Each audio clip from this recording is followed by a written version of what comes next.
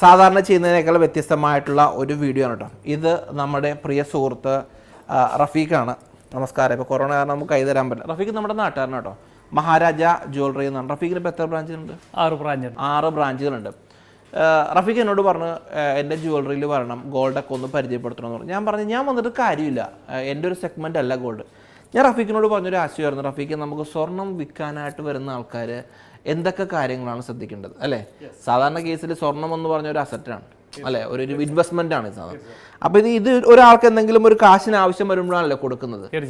ഒരു സാധനം നിങ്ങളെ ഏൽപ്പിക്കുമ്പോൾ നിങ്ങൾ കറക്റ്റ് വില തരും എന്നുള്ളതാണ്. ഇത് എല്ലാ ആൾക്കാർക്കും ബാധകമുണ്ട്. ഏത് ജ്വല്ലറിയിലേക്ക് നമ്മൾ പോയാൽ പോലും എന്റെ കടയിലെങ്കിലും യെസ് നിങ്ങളുടെ അതെടുത്ത് പറയണമല്ല.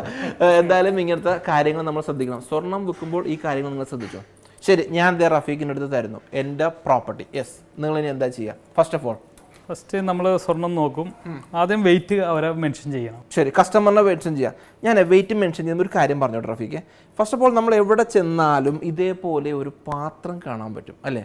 ഈ പാത്രത്തിൻ്റെ വെയിറ്റ് എല്ലാ കസ്റ്റമറും ഒന്ന് മനസ്സിലാക്കിയിരിക്കണം. നിങ്ങൾ അതിൻ്റെ വെയിറ്റ് കാണിക്കുക എത്രയാണെന്ന്.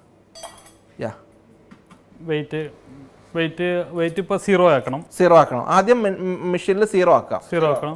എന്നിട്ട് വെയിറ്റ് ഇടണം. ഓക്കെ, ഇപ്പം 8,910 ഉണ്ട്. 8,910 അപ്പോൾ എഴുതുമ്പോൾ 8,910. ഓക്കെ, അപ്പം അത് തന്നെ ആകണം. 8 മാറിപ്പോരുത്, 8,10 അങ്ങനെ മാറിപ്പോരുത്. ഈ 0 ഇടാൻ പോരുന്ന അർത്ഥം. Okay fine. അതിനുശേഷം നമ്മൾ ഇതിൻ്റെ അകത്ത് ക്വാളിറ്റി നോക്കുക. അത് ഇപ്പം ഫോർ എക്സാമ്പിൾ പല ആൾക്കാർക്കും ഒരു സംശയം ഉണ്ടാകും, BIS ആണോ, യഥാർത്ഥ വില കിട്ടുമോ, അതെന്താണ് അതിൻ്റെ ഒരു റിയാലിറ്റി എന്ന് പറഞ്ഞു കഴിഞ്ഞാൽ? ഇതിപ്പോൾ നമുക്ക് നേരത്തേക്ക് ഉരച്ച് നോക്കാമായിരുന്നു. ഉരച്ച് നോക്കിയിട്ടുണ്ടെങ്കിലായിരിക്കും റേറ്റ് പറയണത്. അതായത് പല ജ്വല്ലറിയിൽ ചെല്ലുമ്പോഴും ആളുകൾ ഇങ്ങനെ ഇതിന്റെ മാറ്റുരക്കാന്ന് പറയും അല്ലേ? ഇപ്പൊ ഇതൊക്കെ മാറി. ഇപ്പൊ ഇതൊരു മെഷീനാണ്. ഇത് പ്യൂരിറ്റി അനലൈസർ ആണ് വന്നേക്കണത്. Purity analyser. നമ്മളെ പ്യൂരിറ്റി എത്രയുണ്ടെന്ന് അതിൽ അറിയാൻ പറ്റും. ഈ ഗോൾഡിന്റെ എന്തൊക്കെ കണ്ടന്റ് ഇതിൽ അടങ്ങിയിരിക്കണമെന്ന് നമുക്ക് അവിടെ ആ സ്ക്രീനിൽ തെളിഞ്ഞു വരും. അതായത് ഒരു കസ്റ്റമർ വിൽക്കാൻ പോകുന്ന സമയത്ത് സാധാരണ കേസിൽ പണ്ടിങ്ങനെ ഉരച്ച് സ്ക്രാച്ച് ചെയ്യുന്ന പരിപാടി അത് മാറ്റിയിട്ട് ഇപ്പൊ ടെക്നോളജി ഇപ്പൊ എല്ലാ ജ്വല്ലറിയിലും ഓൾമോസ്റ്റ് എല്ലാ ജ്വല്ലറിയിലും ഇത് ഉപയോഗിക്കുന്നുണ്ട്. വരും, ഭാവിയിൽ എല്ലായിടത്തും വരും. ഇതിൽ നമുക്ക് മോണിറ്റർ ചെയ്യാൻ പറ്റും. അത് അറിയാം. ഇതിന് ജർമ്മൻ ആണ് ടെക്നോളജി. ഇതിനൊരു 8 ലക്ഷം രൂപയൊക്കെ അടുത്ത് വിലയുള്ളതാണ് ഈ മെഷീന്. 8 ലക്ഷം രൂപ. ഓക്കെ, അപ്പൊ ഇതിൽ നമ്മൾ ചെക്ക് ചെയ്യാം എത്രയാണ്. ചെക്ക് ചെയ്യണം. ഒന്ന് ചെക്ക് ചെയ്ത് ഇദ്ദേഹം എടുത്തതിന്റെ സെയിൽസ് ഒന്ന് പേര് പരിചയപ്പെടുന്നത്. ഷാഹിദ് ഭായ് തന്നെ ചോദിക്കാമല്ലോ റഫീഖ്. ഓക്കെ, അപ്പോൾ Shahid bhai, what is the purpose of this machine? ഇത് മെഷീൻ വെച്ചിരിക്കുന്ന നമുക്കിപ്പോൾ പുതിയ ടെക്നോളജി എന്ന് പറഞ്ഞല്ലോ. ഇപ്പോൾ ഉരച്ച് നോക്കേണ്ട ആവശ്യം വരുന്നില്ല. ഇപ്പോൾ കസ്റ്റമറിന് ഇപ്പം നേരത്തെ ഉരച്ച് നോക്കുന്നതാണെങ്കിൽ എക്സ്പീരിയൻസ് ഉള്ള ആൾക്ക് മാത്രമാണ് നമുക്ക് ഇതിന്റെ പ്യൂരിറ്റി അറിയാൻ പറ്റുള്ളൂ. ഞാനൊരു കാര്യം ചോദിക്കട്ടെ റഫീഖ്, നിങ്ങളൊരു ആൻസർ ചെയ്യണോട്ടോ. ഉരച്ച് നോക്കുന്നതിനോട് നിങ്ങൾ സപ്പോർട്ട് ചെയ്യുന്നുണ്ടോ? ഉരച്ച് നോക്കണത് സപ്പോർട്ടല്ല. ഞാൻ പറയാം, ഉരച്ച് നോക്കിക്കരുത്. ഉരച്ച് നോക്കിക്കരുത് അല്ല ഞാൻ പറയുന്നത്. ഉരച്ച് നോക്കിയാൽ നല്ല ബ്രില്യൻ്റ് ആയിട്ടുള്ള ആൾക്കാർക്ക് അറിയാൻ പറ്റും അതിന്റെ ക്വാളിറ്റി എത്രയാണെന്ന്. അന്നേലും ഇതില്ലാത്തവർക്ക് എന്ത് ചെയ്യാൻ പറ്റും? അല്ല റഫീഖെ, ഉരച്ച് നോക്കുന്ന സമയത്ത് പ്രോപ്പർലി ഒരു സ്ക്രാച്ച് നടക്കുന്ന സമയത്ത് എന്തെങ്കിലും ഒരു ഡിപ്രീസിയേഷൻ പോസിബിൾ ആണോ? അതിൻ്റെ അകത്ത് ഗോൾഡൊന്നും പോകാറില്ല. എങ്കിലും ഉരച്ച് നോക്കണ്ട. This is right. ഓക്കെ, ഇതിൽ പുതിയ ടെക്നോളജി വന്നിരിക്കുകയല്ലേ? ഇതിൻ്റെ കൂടെ ക്യാമറയാണ്. അതിൽ കറക്റ്റ് നമുക്ക് അതിന്റെ പ്യൂരിറ്റി അല്ല ജ്വല്ലറി വെച്ച് കഴിഞ്ഞാൽ അതിന്റെ സ്ക്രീനോട് വരും. നോക്കി അറിയാൻ പറ്റും. ഈ ഒരു പോർഷനാണ് അതിന്റെ സ്കാൻ ചെയ്യുന്നത്. ഇത് എത്രയാണ് ഇതിന്റെ? ഇതൊരു 30 സെക്കൻഡ്സ് ടൈം എടുക്കും ഇതിന്റെ പ്യൂരിറ്റി കറക്റ്റ് മെഷർമെന്റിൽ വരാൻ. ഓക്കെ, അപ്പോൾ ഇവിടെ ഇരിക്കുന്ന ഏതൊരു ഓർണമെന്റ്സ് വെച്ചാലും എക്സാക്റ്റ് പ്യൂരിറ്റി അറിയാൻ പറ്റും. അതെ, അത് കസ്റ്റമർ കൂടെ അറിയാൻ പറ്റും. ഈ മോണിറ്ററിൽ നോക്കി കഴിഞ്ഞാൽ അവർക്ക് തന്നെ റിസൾട്ട് അറിയാൻ പറ്റും. ഓക്കെ, അപ്പോൾ നമ്മുടെ സുഹൃത്തുക്കൾ എന്തായാലും സ്വർണം വിൽക്കാൻ പോകുന്ന സമയത്ത് ഈ ഒരു കാര്യങ്ങളൊക്കെ എന്തായാലും ചെക്ക് ചെയ്യണം കേട്ടോ. ശരി, ഫൈൻ. അപ്പോൾ ഇത് പ്രിന്റ് ഔട്ട് കിട്ടും? അപ്പോഴും അതിന്റെ പ്രിന്റ് ഔട്ട് ആണെങ്കിൽ പ്രിന്റ് ഔട്ട് എടുക്കാം. ആണല്ലേ? ക്വാളിറ്റി എത്രയാണെന്നുള്ളത്. അപ്പോൾ നമ്മൾ കൊണ്ടുവന്ന സ്വർണം യാഥാർത്ഥ്യമാണോ എന്ന് പണ്ടൊക്കെ ഉരച്ച് നോക്കുമായിരുന്നു. ഇപ്പോൾ അതല്ല, ഒരു ജർമ്മൻ സാങ്കേതിക വിദ്യയായിട്ടുള്ള ഒരു മെഷീൻ ഉണ്ട്. അതിൽ വെച്ച് കഴിഞ്ഞാൽ കറക്റ്റ് പ്രിന്റ് ഔട്ട് നമുക്ക് ലഭിക്കും എത്രയാണ് ഇതിന്റെ പ്യൂരിറ്റി എന്നുള്ളത്. കൊള്ളാലോ പരിപാടി. യെസ്, ഇതിപ്പോൾ കാണാൻ പറ്റും. ഇതിൽ വന്നിരിക്കുന്നത് ഗോൾഡിന്റെ പ്യൂരിറ്റി 91.7% ഉണ്ട്. അത് പിന്നെ അതിൽ വന്നിരിക്കുന്ന വേറെ മെറ്റൽ ഉണ്ട്, സിൽവറിന്റെ കണ്ടന്റ് വന്നിട്ടുണ്ട്, അതുപോലെ കോപ്പറിന്റെ ചെമ്പിന്റെ അംശം വന്നിട്ടുണ്ട്. അപ്പോൾ നമുക്ക് ഗോൾഡ് 22 ക്യാരറ്റ് എന്നുള്ള പ്യൂരിറ്റി കറക്റ്റ് കിട്ടിയിട്ടുണ്ട്. ഇത് ഓക്കെയാണ്. ഇതിന്റെ പ്യൂരിറ്റി നിങ്ങൾക്ക് തന്നെ കസ്റ്റമർ തന്നെ നോക്കി ഇത് പ്രിന്റ് ഔട്ട് ചെയ്ത് കൊടുക്കും. അപ്പോൾ അതെ, നമ്മുടെ സ്വർണ്ണം അങ്ങനെ നമ്മൾ മെഷീനിലിട്ടിട്ട് എത്രയാണ് അതിന്റെ പ്യൂരിഫൈ എന്ന് നോക്കിയിട്ട് പ്യൂരിറ്റി ചെക്ക്. ഓക്കെ, പ്യൂരിറ്റി എന്നായിട്ട് പറഞ്ഞാൽ എനിക്ക് തെറ്റിപ്പോയാണ്. പ്യൂരിറ്റി ചെക്ക് ചെയ്യുന്നുണ്ട്. ഇനി ഇതിൻ്റെ പ്രൈസ് ഫിക്സ് ചെയ്യലാണ് ഏറ്റവും പ്രധാനപ്പെട്ട കാര്യം. അപ്പോൾ ഇതിന് എന്ത് കിട്ടുമെന്നുള്ള ഇതാണ് ഇനി ഏറ്റവും പ്രധാനപ്പെട്ട കാര്യം. എന്ത് കിട്ടുമെന്ന് അറിയണമല്ലോ. ഇതിലിപ്പോൾ നോർമലി നമുക്ക് വരുന്ന മാർക്കറ്റ് റേറ്റ് വെച്ചിട്ടല്ല ഇത് നോക്കുന്നത്. ഇപ്പോൾ നിങ്ങൾ സെയിൽ ചെയ്യുമ്പോൾ ശരിക്കും നോക്കുന്നത് അതിൻ്റെ ബുള്ളിയൻ റേറ്റ് എന്ന് പറയും. അതായത് നമുക്ക് ഹോൾസെയിൽ റേറ്റ് ആണ് ശരിക്കും വരുന്നത്. 24 ക്യാരറ്റിൻ്റെ റേറ്റ് വരുന്നതാണ്. അത് വെബ്സൈറ്റിൽ നോക്കിക്കഴിഞ്ഞാൽ ഇത് കസ്റ്റമറിനും നമുക്ക് നെറ്റിൽ ചെക്ക് ചെയ്ത് കഴിഞ്ഞാൽ കറക്റ്റ് അതിൻ്റെ പ്യൂരിറ്റി അറിയാം. സ്വർണം വിൽക്കാൻ വരുന്നതിന് മുമ്പ് ഇന്ന് എന്താണ് യഥാർത്ഥ റേറ്റ് എന്നുള്ള ഡെയിലി മാറിക്കൊണ്ടിരിക്കും, ചേഞ്ച് ആയിക്കൊണ്ടിരിക്കും അതിൻ്റെ റേറ്റ്. അപ്പോൾ അതുപോലെ നമ്മൾ അതിൻ്റെ നെറ്റിൽ ചെക്ക് ചെയ്യുകയാണെന്നുണ്ടെങ്കിൽ അതിൻ്റെ ബുള്ളിയൻ റേറ്റ് കിട്ടും. അപ്പോൾ അതിൻ്റെ ബേസിലാണ് നമ്മൾ സെയിൽ നോക്കുന്നത്. ഇപ്പോൾ ഇന്ന് എക്സാമ്പിൾ 5000 രൂപയാണ് ഇന്നത്തെ ബുള്ളിയൻ റേറ്റ് എങ്കിൽ അതിൻ്റെ 91.6% എടുത്താൽ 22ൻ്റെ റേറ്റ് ആണ് ശരിക്കും ഈ ബുള്ളിയൻ വെച്ചിട്ടുള്ള അതിൻ്റെ പ്രൊപ്പോർഷനിൽ വരുന്നത്. ഇത് ഇതിൻ്റെ ബേസിലാണ് നമ്മൾ സെയിൽസ് ക്യാഷ് ആയിട്ട് കൊടുക്കുമ്പോൾ അങ്ങനെയുള്ള അതിൻ്റെ റേറ്റ് കിട്ടുന്നത്. അപ്പോൾ ഇത്രയും കാര്യങ്ങൾ എന്തായാലും നമ്മുടെ സുഹൃത്തുക്കളെ ശ്രദ്ധിക്കണോട്ടോ. വെറുതെ സ്വർണ്ണം കൊണ്ടുപോയിട്ട് പൈസ തരാമെന്നല്ല. ആദ്യം ഇതിൻ്റെ വെയിറ്റ് ചെക്ക് ചെയ്യുമ്പോൾ അവിടെ ഉപയോഗിക്കപ്പെടുന്ന മെഷർമെൻറ്റ് കാര്യങ്ങളെല്ലാം നമ്മൾ തന്നെ കസ്റ്റമർ തന്നെ മനസ്സിലാക്കുക. പിന്നെ ഇതേപോലെയുള്ള പ്യൂരിഫൈ ചെയ്യുന്ന ഈ ഒരു മെഷീനിലിട്ട് അനലൈസ് ചെയ്യുക. അതിൻ്റെ പ്രിൻ്റ് ഔട്ട് കിട്ടും. പ്രിൻ്റ് ഔട്ട് കിട്ടിയതിന് ശേഷമാണ് നമുക്കൊരു വില അനലൈസ് ചെയ്യുന്നത്. വളരെ പ്രധാനപ്പെട്ട മറ്റൊരു പോയിൻ്റായിട്ട് റഫീഖ്, ഇത് റഫീഖിനോട് തന്നെ ചോദിക്കട്ടെ, കുഴപ്പമില്ലല്ലോ. റഫീഖാണ് ഇത് പറയേണ്ട ആൾ.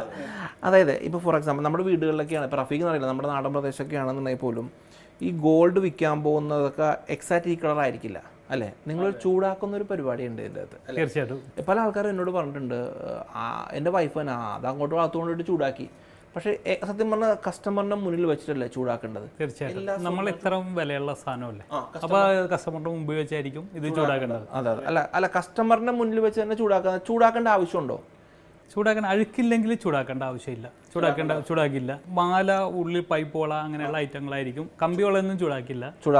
ഇല്ല. അപ്പോൾ ചൂടാക്കുമ്പോൾ മാല, ഉള്ളിൽ പൊള്ള സാധനങ്ങളൊക്കെ ആയിരിക്കും ചൂടാക്കുന്നത്. ഇതൊന്ന് ചൂടാക്കാൻ പറ്റുമോ? ഇതൊന്ന് വേണമെങ്കിൽ ചൂടാക്കി കാണിക്കാം. പക്ഷേ ഇതൊന്ന് ചൂടാക്കുന്നതും റഫീഖ് പറഞ്ഞത് കസ്റ്റമറിന്റെ മുന്നിൽ വെച്ച് തന്നെ ആയിരിക്കും. സെറ്റ് ചെയ്തിട്ടുണ്ട് ഇവിടെ തന്നെ. കസ്റ്റമറിനെ തന്നെ കാണാൻ പറ്റും ഇവിടെ ചൂടാക്കുന്നത്. പഴുക്ക് പോകുന്നതെല്ലാം അവർക്ക് തന്നെ കാണാൻ പറ്റും.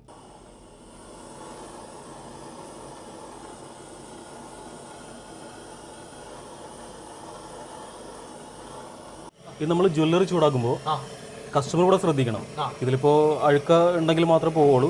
പിന്നെ ചിലർ ഇങ്ങനെ ചൂടാക്കുന്നുണ്ട്, ഇങ്ങനെ പൊക്കി പിടിച്ച് ചൂടാക്കുന്നുണ്ട്. പക്ഷെ അതിൽ കുറച്ച് ഡേഞ്ചർ എന്ന് വെച്ചിട്ടുണ്ടെങ്കിൽ ഈ ഗോൾഡ് ഉരുക്കി കഴിഞ്ഞാൽ താഴത്ത് പീസ് വീണ് കഴിഞ്ഞാൽ അറിയാൻ പറ്റില്ല, ചെറിയ പീസൊക്കെ പോയി കഴിഞ്ഞാൽ.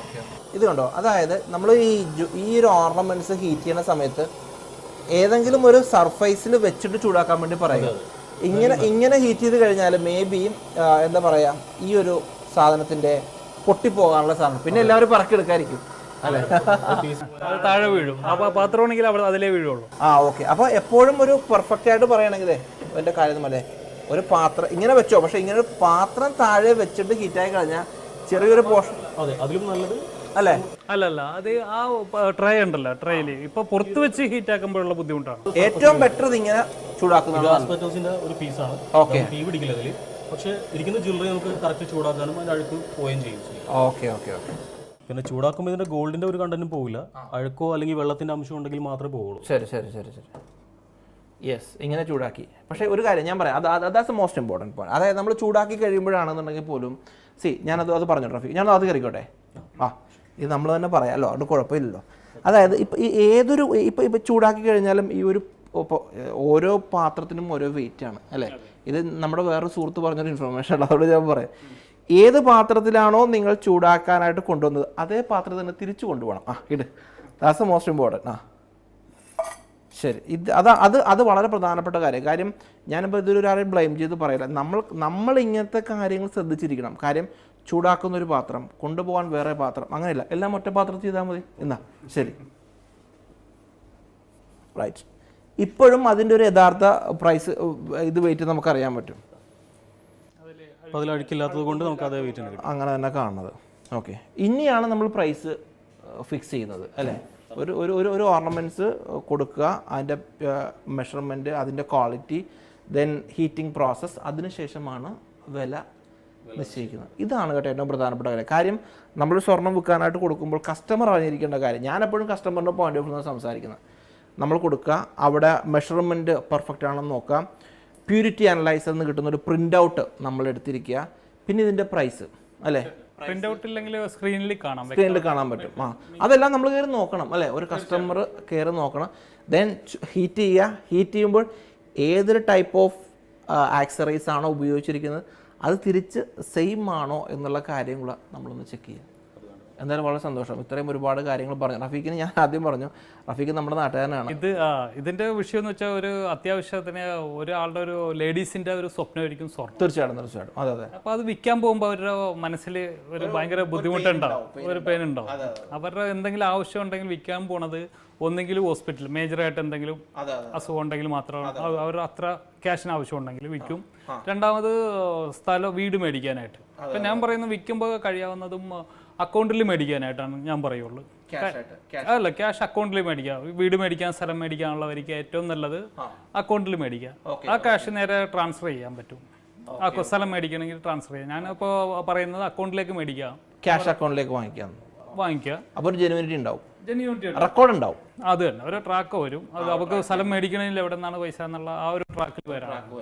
അതാണ് ഏറ്റവും നല്ലത്. അങ്ങനെയുള്ളവർക്കൊക്കെ ഏറ്റവും നല്ലത് അക്കൗണ്ടിൽ പൈസ മേടിക്കുക, ബെറ്റർ ആണത്. എന്നാലും വളരെ സന്തോഷം. റഫീഖ് ഒരുപാട് കാര്യങ്ങൾ നമുക്ക് പറഞ്ഞു തന്നു. ഇനിയും റഫീഖിൻ്റെ ചാനലിൽ ഞാൻ നേരത്തെ കേട്ട ഇൻഫർമേഷൻ വളരെ വലിയൊരു ഇൻഫർമേഷനാണ് പറഞ്ഞത്. അപ്പോൾ അങ്ങനത്തെ വീഡിയോസൊക്കെ എന്തായാലും നിങ്ങൾ അപ്ലോഡ് ചെയ്യും. തീർച്ചയായിട്ടും. ഞങ്ങളിപ്പോൾ വിൽക്കാൻ വരാമെങ്കിൽ ഞങ്ങളുടെ കടയിൽ കൊണ്ടുവന്ന് ഫുള്ളായിട്ട് കാണിക്കുക. വിലയിട്ട് സൂട്ടാണെങ്കിൽ മാത്രം തന്നാൽ മതി. ഞങ്ങൾ അങ്ങനെയാണ് പറയുന്നുള്ളൂ. ഗ്രാമിന് ചോദിച്ചിട്ടുണ്ടെങ്കിൽ 10 സ്ഥലത്ത് ചോദിച്ചാൽ 10 വിലയായിരിക്കും പറയുള്ളൂ. അപ്പോൾ ഫുള്ളായിട്ട് കൊണ്ടുവന്നിട്ട് എത്ര രൂപ കിട്ടുമെന്ന് പറഞ്ഞാൽ ആ തൂക്കത്തിൽ വില അടിയാൻ പറ്റും. അപ്പോൾ അങ്ങനെ നോക്കുക. എവിടെയാണ് കൂടുതൽ കിട്ടുന്നത് അവിടെ കൊടുക്കുക. അതെ കറക്റ്റ്. എവിടെയാണ് കൂടുതൽ കിട്ടുന്നത് അവിടെ കൊടുത്തേക്ക്. എന്റെ കടയിൽ നിന്നല്ല, എവിടെ വേണമെങ്കിലും കൂടുതൽ കിട്ടി അവിടെ കൊടുക്കുക. അതാണ് കസ്റ്റമറിന്റെ നല്ല കാര്യം. അതൊരു വലിയ രസകരമാണ് കാര്യം. നിങ്ങൾക്ക് 10 രൂപ അവിടെ കിട്ടുന്നു, അവിടെ കൊടുക്കുക. അത്രയേ ഇതിൻ്റെ അകത്ത് കാര്യമുള്ളൂ. എന്തായാലും വളരെ സന്തോഷം. ഇനിയും മറ്റൊരു വീഡിയോ ആയിട്ട് നമുക്ക് വീണ്ടും കാണാം. ബൈ.